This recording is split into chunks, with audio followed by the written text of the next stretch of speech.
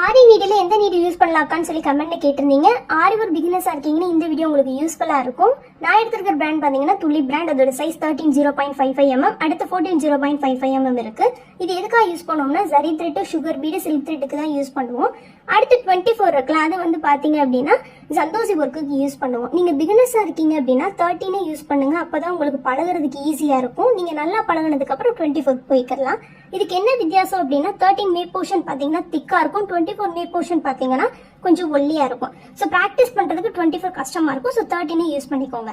Next பாத்தீங்க அப்படின்னா iron needle இன்னொரு நீடில் பாத்தீங்கன்னா கீழே மர போர்ஷன்ஸ் வருது இல்லையா, இதுக்கு என்ன வித்தியாசம்னா அயன் நீடில் மே போர்ஷன் திக்கா இருக்கும், பழகிறவங்களுக்கு ஈஸியா இருக்கும். அந்த மர போர்ஷன்ஸ் இருக்கு இல்லையா, அது வந்து மே போர்ஷன் பாத்தீங்கன்னா ஒல்லியா இருக்கும்.